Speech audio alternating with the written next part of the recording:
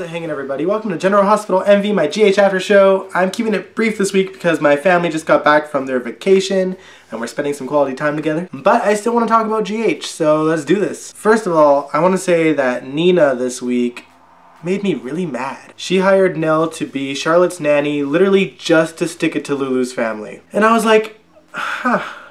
It looks to me, Nina, like you're putting your hatred towards Lulu before Charlotte's interests. You know, the very thing that you were accusing Lulu of doing. Petty? Petty AF, Nina. We also got a bit of a glimpse into what I think is Tracy's final story. Everyone seems to be rubbing it in Tracy's face that she doesn't have much of a love life at the moment. And in walks a strange, unfamiliar man who actually is supposed to be a familiar man, Larry Ashton, in a recast. Not crazy about that. Like, I know it's possible the actor wasn't available to shoot the scenes, but given that this is Jane Elliott's final story, if the actor wasn't available, they probably should have come up with something else, in my opinion. It's just a little bit awkward. One of the people that put Tracy down for her love life was Dr. Hamilton Finn. He decides that he wants to go through his rehabilitation on his own without an actual rehab facility. So y'all know where that's gonna go. Tracy actually convinces him to get help from HayFinn, and she gladly follows through with that. But she soon realizes that this is probably way more than she can handle herself. I have to say that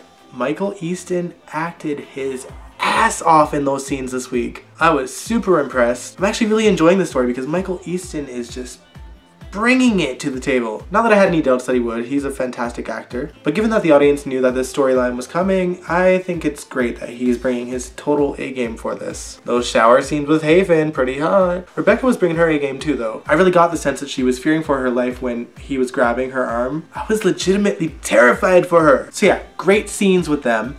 Finally, I want to talk about JaSam. They brought home little Emily Scout Morgan, and Danny got to meet his baby sister, and it was just the most adorable scenes I have ever seen. I loved the JaSam family scenes all week, including Christina and Molly getting to spend some time with her on screen. That was great. But my favorite meet and greet with Emily was Curtis. I thought it was so adorable, just him showing up at Jason's house and bringing a gift. The downside to that scene was that it appears that they're breaking up the bromance that is Jason and Curtis. Writers, what are you thinking? You have pure gold in your hands, and when you have pure gold in your hands, you don't chuck it away. You go with that shit. I don't want to see Curtis joining the PCPD. They're useless. If anything, I want to see Jordan join Curtis and Jason in a PI team with Sam. For some odd reason, police stations in any soap opera just are complete idiots. And yet the show is hell-bent on making certain characters heroes, so, you know, why not put them in an actual crime-solving situation that doesn't involve the police? Sam's got a PI business, just bring him in. I mean, this show has always had its heroes outside of the police department, and, you know, back in the day there was the WSB. You had the civilians that were heroes like Luke and Laura, Felicia, and Frisco before he joined the PCPD. I mean, obviously they're not going to be solving mob crimes because the show is very,